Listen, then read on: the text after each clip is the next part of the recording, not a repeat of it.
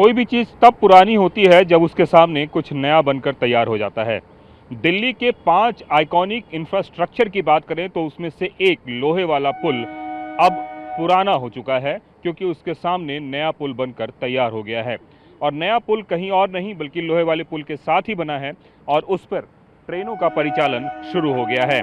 TV9 Bharatvarsh आपको ट्रेनों के परिचालन की पहली तस्वीर दिखा रहा है, जिसमें नए वाले पुल से ट्रेन गुजर रही है और इसके ठीक साथ पुराने वाले पुल पे ट्रेन खड़ी है। अब आप पूछेंगे कि आखिरकार ऐसी नौबत क्या आई और किस तरीके से इस नए वाले पुल का निर्माण हुआ। तो जो पुराना वाला पुल था वो इतना पुराना हो चुका था कि जर्जर हालत में था और सेफ्टी मेजर्स के तहत उस पर सवाल खड़े हो रहे थे। और आप देखिए नए वाले पुल से जब लोग गुजर रहे हैं तो नमस्कार करते हुए जा रहे हैं। बताया जाता है कि जब पुराने वाले पुल से जो गुजरते थे तो ईश्वर को प्रणाम करते थे, कहते थे कि उन्हें डर लगता है। लेकिन इस डर और खौफ के बीच आपको उस कहानी को भी समझना पड़ेगा जो कहानी दिल्ली को नई दिल्ली बनाने के लिए एक तरह से जोड़ती है। एक ज़माने में जब लोगों को कलकत्ता जाना होता था तो कलकत्ता जाने के लिए मेरे ठीक बगल में जो यमुना नदी है, इस नदी को पार करते थे और उसके बाद गंगा पुल के सहारे लोग कलकत्ता जाया करते थे नाव के माध्यम से। और उस कलकत्ते को दिल्ली से जोड़ने की कहानी इस पुल से शुरू होती है। दरअसल दिल्ली आने के लिए जो रोड इंफ्रास्ट्रक्चर है वो तभी नहीं था। और रेल इंफ्रास्ट्रक्चर की बात करें तो रेल इंफ्रास्ट्रक्चर भी दिल्ली में तो था, लेकिन दिल्ली से कलकत्ता जो हावड़ा मेल लाइन जिसको बोली जाती है वो नहीं था। ऐसे में सबसे बड़ी कवायद शुरू हुई इस पर पुल बनाने की। ये वक्त था 1860 का, जब इंग्लैंड में ट्यूब शुरू हो गया था। हम जिस मेट्रो पे नाज करते हैं जो 2000 के बाद बनकर तैयार हुई, इंग्लैंड में 1860 में ही ट्यूब का निर्माण शुरू हो गया था। तो अंग्रेजों ने हिंदुस्तान को जो कुछ भी दिया उसमें से रेलवे एक सबसे बड़ी संपत्ति मानी जाती है।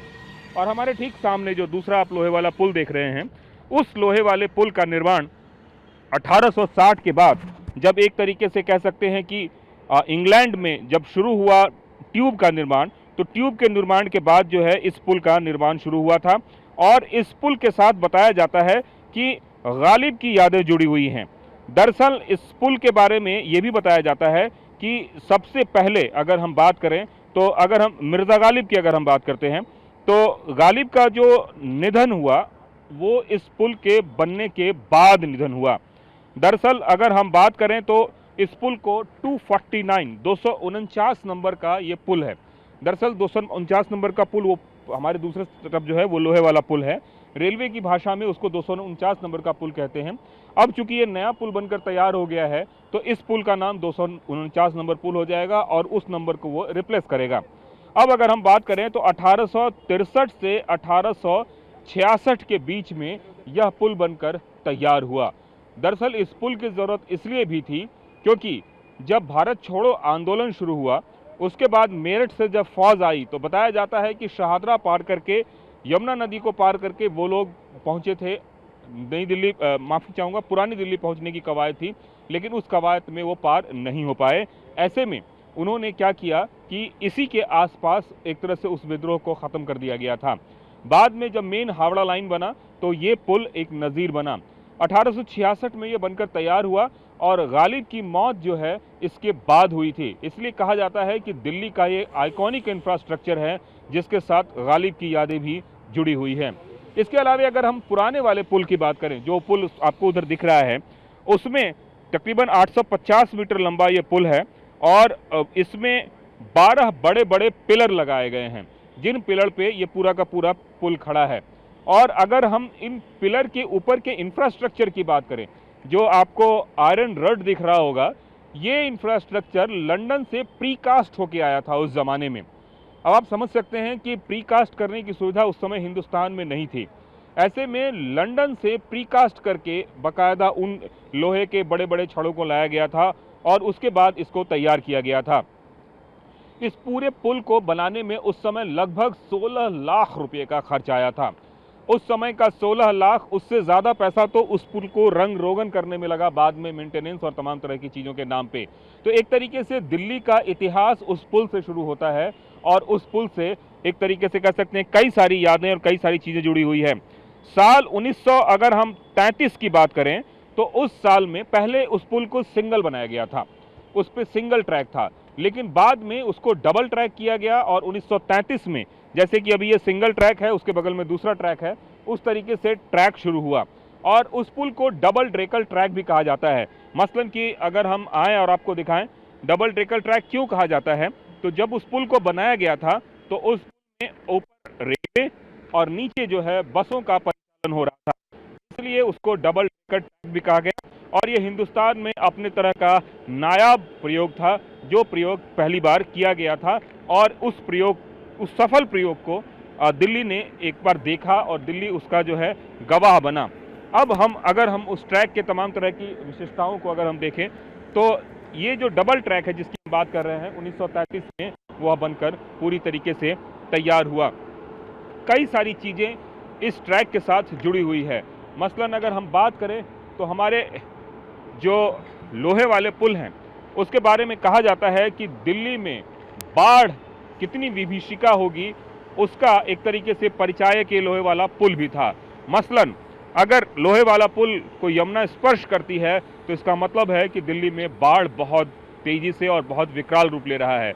अगर नहीं कर रही है, एक तरीके से मानक था।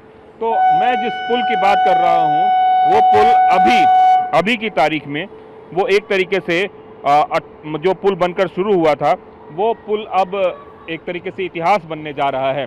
रेलवे ने नए पुल का निर्माण कर लिया है और नए पुल पे अभी सिर्फ सिंगल ट्रैक ट्रेनों का परिचालन हो रहा है, मतलब कि एक ट्रैक पे ट्रेन का परिचालन हो रहा है और दूसरी ट्रैक पे लोहे वाले पुल को अभी एक तरह से कह सकते हैं कि टेम्पररी बेसिस के लिए उसको ओपन रखा गया है, क्योंकि जब ट्रायल रन होता है उसमें कई तरह की खामियां, कई तरह की परेशानियां भी देखने को मिलती हैं। ऐसे में अगर ट्रायल में कोई दिक्कत है, कोई परेशानी आए तो फिर क्या किया जाए, उसको ध्यान में रखते हुए बाकायदा दूसरे ट्रैक को अभी नहीं खोला गया है। हालांकि कुछ काम जो है वो अब भी बाकी है जिसका इंतज़ार किया जा रहा है और वो काम बहुत तेज़ी से चल भी रहा है। लेकिन अगर हम लोहे वाले पुल की बात करें तो दिल्ली के इतिहास से जुड़ी हुई कई सारी यादें इस पुल के साथ जुड़ी हुई है। एक ज़माना ऐसा भी था जब बताया जाता है कि यमुना में तैराकी हुआ करती थी। आज तो यमुना बहुत सिकुड़ गई है, बहुत छोटी हो गई है, बहुत गंदी भी है, कई बार यमुना सफाई और तमाम तरह की बातें भी सामने आती है। लेकिन वो ज़माना था जब लोहे वाले पुल से लोग छलांग लगाते थे और तैराकी किया करते थे और एक तरीके से यह एक ऐसा आइकन था जिसको देखने के लिए भी कई बार दूर दूर से लोग भी आते थे। नई दिल्ली को बनाने में लोहे वाले पुल का भी एक बड़ा महत्व है, क्योंकि पहले पुरानी दिल्ली से सीधे शहादरा की ओर, जो एक तरह से कह सकते हैं पूर्वी दिल्ली जिसको कहा जाता है, उसको जोड़ने का काम इन्होंने किया था। और एक ज़माने में पूर्वी दिल्ली में बहुत ज़्यादा आबादी नहीं हुआ करती थी क्योंकि आने जाने का कोई रास्ता नहीं था। ऐसे में लोहे वाला पुल एक आइकॉनिक पुल था और उस आइकॉनिक पुल अब जो है वो बंद होने जा रहा है और अब एक तरीके से कह सकते हैं कि लोहे वाला पुल इतिहास में दर्ज होने जा रहा है। हालांकि दो तीन बातें इसमें और जानना ज़रूरी है। इस पुल को फिलहाल अभी पूरी तरीके से शट डाउन नहीं किया जाएगा। बताया जा रहा है कि इसके नीचे से जो बस और रोड वाला जो इंफ्रास्ट्रक्चर है वो रोड इंफ्रास्ट्रक्चर चलता रहेगा। इसके साथ ही जो ट्रेनों के परिचालन की बात है, उस ट्रेन के परिचालन की भी अगर बात करें तो वो भी अभी पूरी तरीके से तब तक नहीं बंद किया जाएगा जब तक कि नया पुल पूरी तरीके से बनकर तैयार न हो जाए, या फिर एक तरह कह सकते हैं इसका लोकार्पण न हो जाए। अब मैं आपको एक तस्वीर दिखा रहा हूँ। ये वो तस्वीर है जिसमें लोग आपको आते जाते नज़र आ रहे होंगे और ऊपर ट्रेन जा रही है, नीचे जो है ट्रैफिक जा रहा है जिसमें कि बस, रिक्शा और तमाम तरह की चीज़ें हैं। तो ये तस्वीर अपने आप में 1866 की याद दिलाती है, जब ट्रेन पहली बार यहाँ से गुजरी थी। और लोग बताते हैं कि जब पहली बार ट्रेन गुजरी थी तो लोगों को डर लगता था, लोगों को लगता था कि कहीं कुछ हो न जाए। कई सारे लोग इस डर से भी नहीं चढ़ते थे। ये भी एक बहुत ही ऐतिहासिक तथ्य है। और बाद में धीरे धीरे जब लोगों को लगा कि नहीं, यह एक बहुत ही सुगम और बेहतर तरीके से बनाया गया पुल है, उसके बाद लोग आना जाना शुरू किए।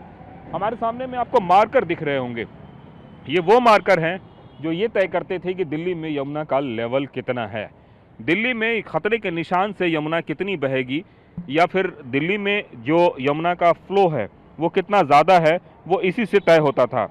और ये तय करने के लिए लोहे वाला पुल एक तरीके से कह सकते हैं कि एक मार्कर था एक लैंडमार्क था जिससे ये पता चलता था। अब आप सोचिए कि 1866 का बना हुआ ये पिलर कितना वजन सहा इसने, और उसके बाद क्या क्या चीज़ें, बहुत सारी घटनाएं हुई, उन सारी घटनाओं का गवाह रहा। लेकिन अब ये गवाह इतिहास बन रहा है और इतिहास में दर्ज हो रहा है दिल्ली का लोहे वाला पुल, क्योंकि नया पुल बनकर तैयार हो गया है और पैसेंजर गाड़ी का परिचालन नए पुल से शुरू हो गया है। पहली पैसेंजर गाड़ी गुजर चुकी है, इसके अलावे भी दूसरी ट्रेनें भी यहाँ पे गुजरनी शुरू हो चुकी है। कैमरामैन गजेंद्र के साथ कुमार कुंदन, TV9 भारतवर्ष, दिल्ली।